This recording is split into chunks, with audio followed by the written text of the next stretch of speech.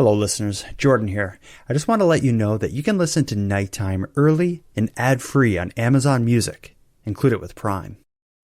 Hello listeners of Nighttime. I want to take a moment and share a brief message with you before we begin.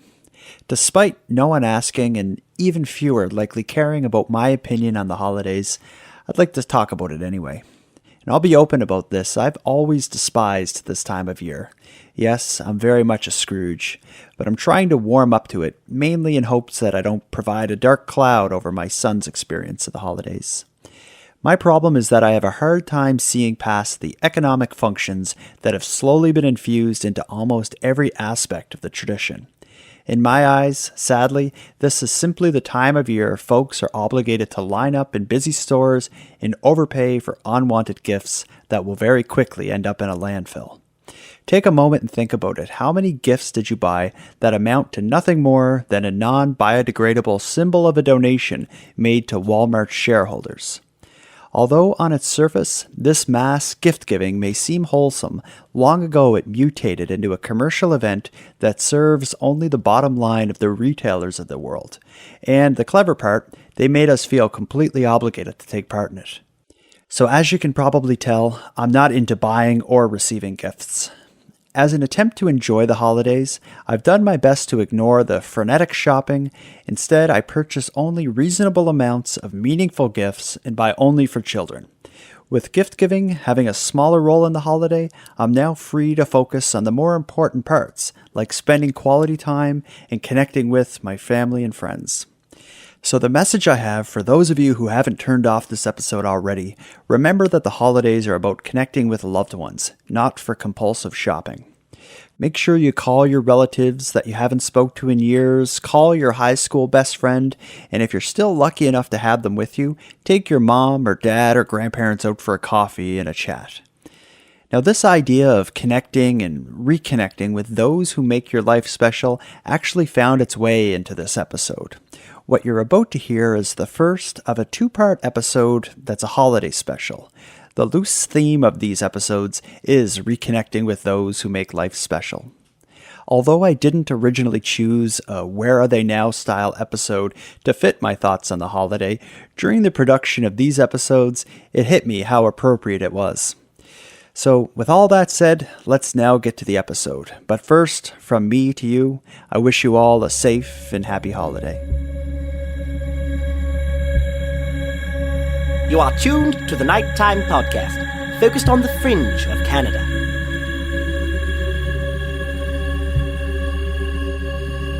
Since launching Nighttime in 2015, I've had the pleasure of meeting many fascinating people. Countless listeners have become great friends. Past guests like Don Ledger and Fonz Jessam have changed the way I see the world. And of course, many of my fellow podcasters have become trusted colleagues that I lean on during good times and bad. Tim, Lance, Captain, Christy, thanks for lending a shoulder to cry on each time my episodes didn't go exactly as I planned. Honestly, I could go on all day reminiscing about all the great experiences I've had, but that'll be for another time, my final episode perhaps. At this time, I simply want to reminisce about the two people I consider among the most interesting I've had the privilege of getting to know through the show, or perhaps even during my life. This episode's title may have already given it away, but I'm talking about Cornerbrook, Newfoundland's Kayla Sunray Reed and Eligio Natureboy Bishop, the Costa Rican-based spiritual leader she fled Canada to follow. When I first heard this story, I knew I'd cover it on the show. But initially, I didn't expect to speak with Sunray, and I certainly didn't think I'd ever speak with Natureboy. But for better or worse, I did, and at length. After completing my initial 4-part series of episodes covering their story, I was left in awe about the entire thing. First of all, I was surprised to learn about how many online spiritual teachers exist, and how easy social media makes it for them to build an audience. Then, specific to Sunray and Natureboy, I was blown away by how passionately they followed their beliefs and how both of them felt compelled to share them with the world. For any of you who've listened to that series, it's likely no surprise that a lot has happened in Natureboy and Sunray's lives in the 6 months since my last episodes about them. Tonight, And in an episode that'll be released very shortly, I'm going to do my best to do a sort of where are they now for these two incredible people.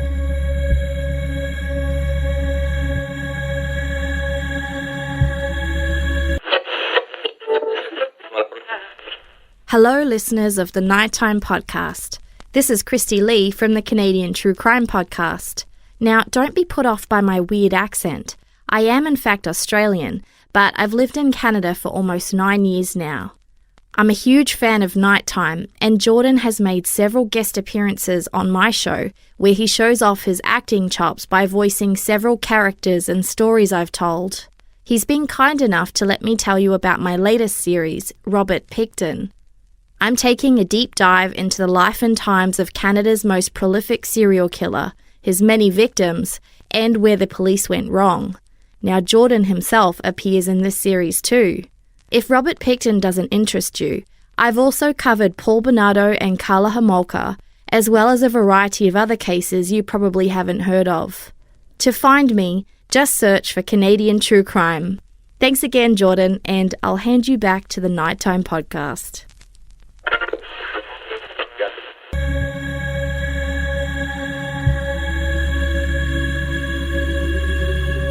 Of the two guests we'll be catching up with, I'll start with the one who's still willing to talk with me. Since Sunray's appearance on Nighttime, we've kept in regular contact. Despite not knowing exactly what she means when she responds to my messages with her mantra, peace reflection, I consider her one of the friends I've made through the production of this show. If you recall, we've last heard from Sunray this past summer, just after her release from the mental health hospital she was admitted to after returning to Canada from Natureboy's side in Costa Rica. During our talk in that episode, she described her goal to return to the tropics as soon as possible. And I'll let you know now, it didn't take her very long. In fact, this episode's beginnings was a series of photos Sunray shared to her Facebook account that seemed to show her partially nude in a tropical setting. Immediately, I contacted her and asked if I could give her a call and get an update on what she's been up to. What I'll cut to now is that recent conversation with Sunray.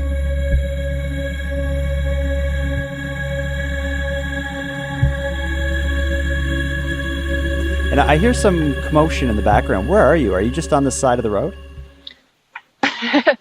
Nah, I'm at the beachfront, and yeah, me and Blue just came down to the farmer's market. We're going to be up in the mountains for like a little while, so we're not really going to have service. So okay, so I'm at a restaurant like using the Wi-Fi. Last time we talked, it was about 6 months ago, and at that time you were unhappily stuck in Newfoundland. So why don't you just fill me in? What's happened with you in the last 6 months?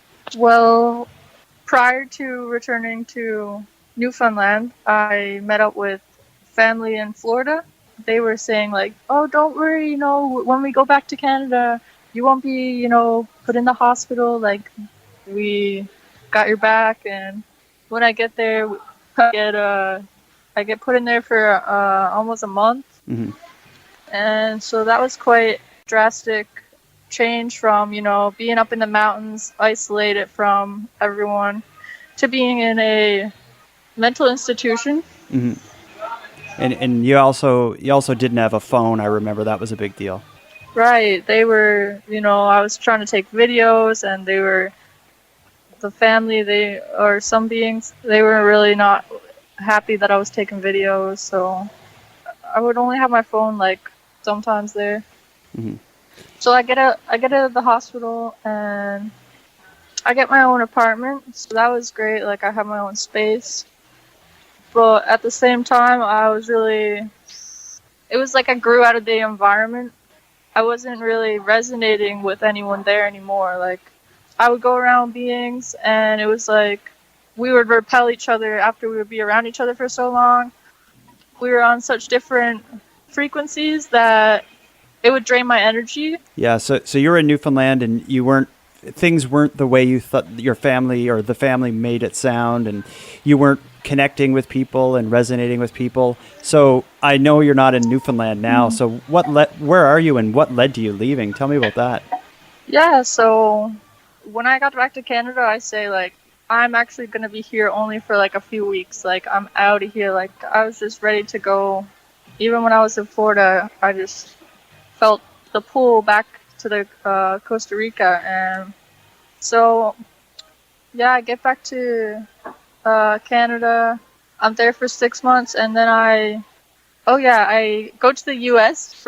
I actually met someone there, and we were talking for a few months. So I go there to spend time with this being, and yeah, I'm there for about a month, and it was like half of my heart was in Costa Rica still. So it was like I can't really be with someone, half of my heart's in it.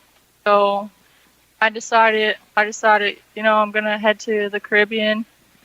My heart just yearned to be in nature, and so I came down here, and my life's just improving every day, really, since I've arrived. So this, the being you met, he was from the U.S., so you left Newfoundland, Right. You went with him for about a month, and then you said the Caribbean. Are you in Costa Rica right now? Yes. Okay. In the Caribbean and Costa Rica. Okay. And did he come with you?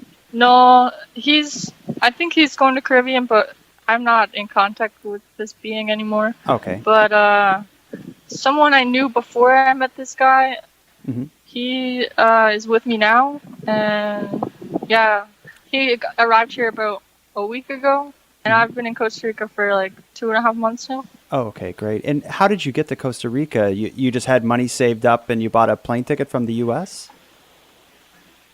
Yeah, pretty much. Wow. And when you first left Newfoundland to Costa Rica, again, it was a big deal because your family didn't know where you were and whatnot. Do they know what's going on, and do they agree with where you are and what you're doing? This is what we say now, like when we're talking about our family back in Babylon, we say blood mother, or, because it's like, genetically linked to you. Okay. She's been helping me out in a way.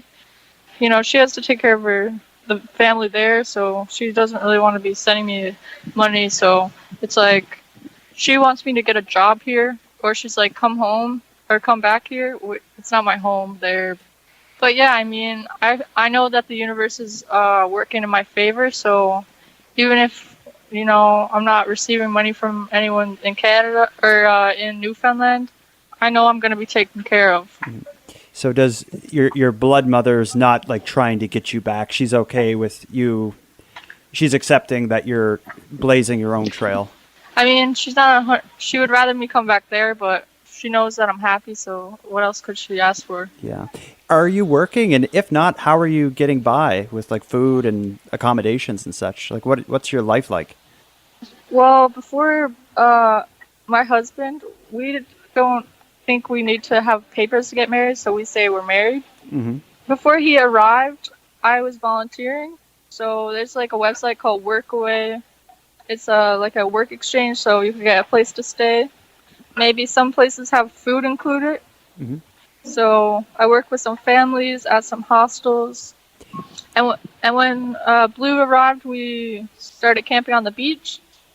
And now we are staying with a spiritual healer, and he lives in the mountains, and there's like abundance of fruit. So it sounds like exactly what you've been looking for. And Blue is your husband, right? Yeah. What can you tell? What do you want to tell us about him? I'd be curious what he's like. Yeah. I know he's handsome. I saw on Instagram you two together.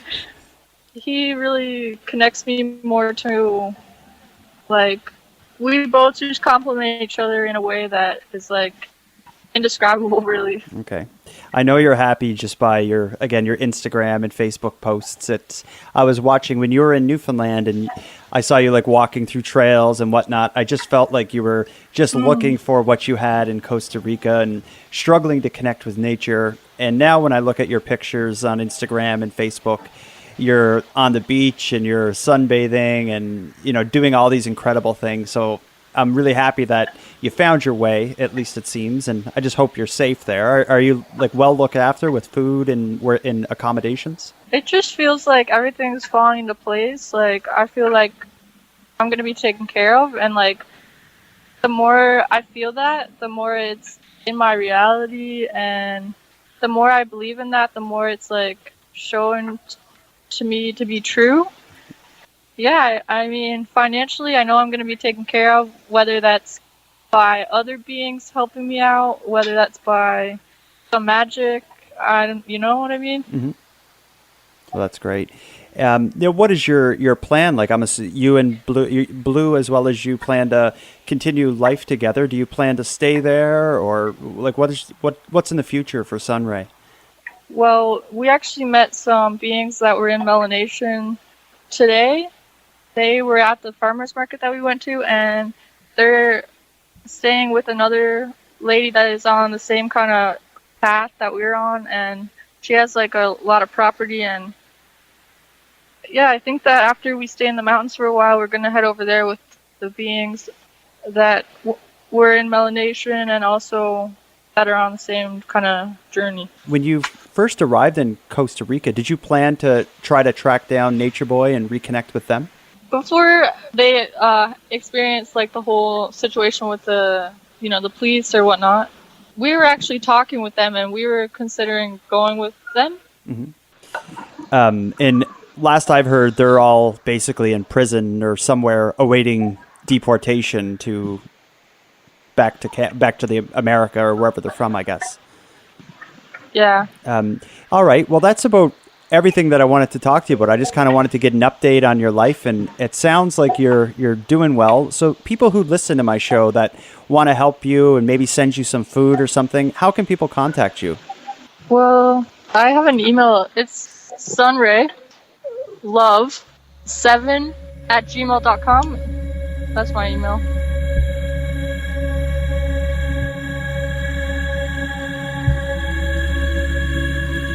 Now that we're all caught up with Sunray, I'll wrap up this episode of Nighttime. I want to thank Kayla Sunray Reed for again giving me a glance into her very unique life. And I've heard from many folks in the past requesting information on how to get in touch with Sunray and how to buy her lunch. If anyone would like to say hi to her or send her some lunch money, she is accepting donations by e-transfer to her email address, which is sunraylove7@gmail.com. In the next episode, we'll move on to the much more controversial character in this story. Some call him a cult leader, others a spiritual leader, but we'll be talking about the criminal turned stripper turned hairstyle mogul turned preacher, Eligio Natureboy Bishop. And with that, we'll conclude this episode of the Nighttime Podcast. If you're interested in hearing more content, please check out the Nighttime Patron group, where for $1 a month, you can support the show and access supporter-exclusive bonus content. You can join by visiting patreon.com/nighttimepodcast. For anyone else who'd like to support the show, but is unable to do so financially, you can help by telling some friends about me and leaving a positive review on Apple Podcasts or any equivalent. If any of you want to stay up to date with my activities on and off the show, follow me on Facebook, Twitter, and Instagram. I use the handle @NighttimePod.